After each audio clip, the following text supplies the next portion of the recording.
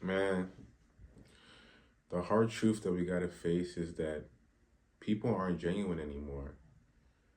And it's pretty evident, especially in this generation. We're seeing a lot of infidelity. We're seeing a lot of backstabbing between friends. We're seeing a lot of things where people are being taken for granted, and people's hearts and their feelings and emotions and their time, it's all being abused. And that's where we have to be filled with discernment, you know, and we can't let people walk over us, you know. We have to stand up for ourselves and isolate ourselves from toxic people, release ourselves from the bonds and the shackles of friends, quote unquote friends, who are holding us back, who are talking behind our back because we don't want to face confrontation, because we don't want to seem like we're doing too much. These people are genuinely bringing you down and stopping you from reaching your full potential. Now, this message that I'm saying right here is not only for you, but it's also for me as well. You know, I've dealt with my fair share of fake friends. I've dealt with my fair share of people who weren't for me. And I didn't navigate all those situations the right way. And to this day, I'm still trying to figure it out. You know, I have some friends from back home, childhood friends, who I just feel like they don't want to see me grow.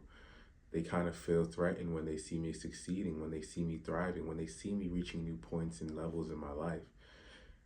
I just feel like the enthusiasm or the joy that I have for them when they reach those milestones or where they excel in their lives, it's not the same, it's not reciprocated. And I'm at the point where I just feel like it's best that I just release myself, best that I start isolating myself, you know? It doesn't have to be too confrontational. You don't really have to say too much. Your actions will show. You know, they'll get the memo eventually. But going back to my point of people not being genuine, it's really bad. I'm hearing too many stories of fake friends doing things that aren't what friends do. What is the definition of a friend? Someone you can confide in, someone you can trust, someone who is there by your side through it all, someone who you love, someone who you take care of, someone who you cherish, someone who, if you have a thought to do anything bad towards them or treat them poorly, that's not your friend. If you have any types of thoughts to do anything negative, anything that's deemed as negative towards a person that you consider your friend, that's not your friend. So I think it all starts from us kind of dissolving the true definition of companionship, the true definition of friendship, you know? And I feel like a lot of our friendships are built on things that aren't whole, things that aren't fulfilling. A lot of our friendships are built on bad habits. You have those friends that you go out with and they're fun to be around, but if you're not drunk, if you're not doing drugs, there's nothing that you talk about, there's nothing that you can relate about. You know, you have those friends that you gossip with about people in your school, people in your community. But if you're not doing that, the conversations genuinely have no substance. And those right there are not genuine friends. You know, if your friends aren't helping you grow, aren't helping you reach your goals, aren't motivating you to stay on the right path, aren't motivating you to stay disciplined, aren't exposing you to better opportunities, aren't there for you when you're down, there for you when you need someone to talk to, someone to confide in, someone who you can trust, you know, aren't cheerful when you're reaching new milestones in your life. There's so many things that I can go on about, but if those qualities are not there, it's simply not your friend. And these are things we have to take into consideration.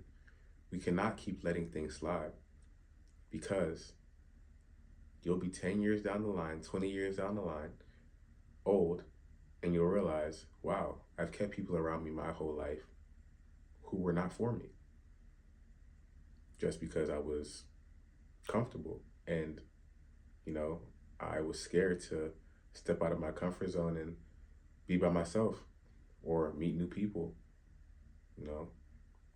And this is something that we have to get over because it's only gonna make your life worse. It is only gonna make your situation worse. You cannot excel, you cannot succeed in your life, you cannot reach your goals and reach your accomplishments and be where you want to be with bad energy around you, with bad people around you, because you might think that they're not affecting you. You might think that you may be able to block them out, but subconsciously, all of it is going into here. Subconsciously, you're letting it affect how you operate, how you think, how you move, the things that you do without you even knowing it. And I've been there, I've done that, you know. I'm saying this partially off experience. And, you know, it hurts. It hurts building a bond with someone, building a connection with someone, and kind of just having to start fresh and act like you don't know them or distance yourself. It's not easy, but I've noticed that the things in life that are the best for you don't tend to be easy. They're typically difficult, you know, and that's just life. But we make these choices now and we do the hard things now so we don't suffer later. We don't suffer the consequences, you know? Also, ask yourself, who am I?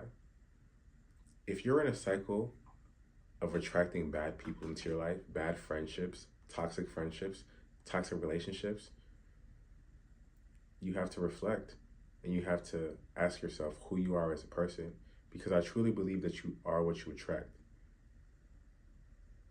If you are constantly working towards your goals, if you are a genuine person who has a good heart, that's what you're going to attract. And even when you do attract people that aren't in those same categories that you have or have those same qualities that you have, you'll have the discernment to know, okay, this doesn't align with who I am. I'm not going to entertain this. This is just someone that's trying to bring my energy down or strip away my energy from me. Because the thing is that these people don't have energy. If they do have energy, it's low vibrational, it's bad energy. So they use other people that have high energy and they strip them away. They strip them away so they can get down to their level because that's what makes them feel good. So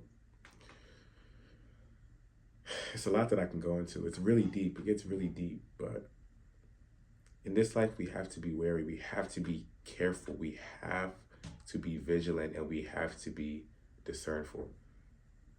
We have to move with discernment. You know, every day when I do my prayer, I ask God for discernment. I ask God for discernment because that's the only way that I can navigate this world, especially in an environment where I'm constantly meeting new people. I'm constantly networking. You know, I'm constantly making different connections. So it's important that I know who is meant to be here and who's not meant to be here. You know, because it's going to benefit you in the long run if you have the right people on your team, the right people in your circle. There's nothing you can't accomplish. Prioritize your relationships. It'll take you a long way. Trust me.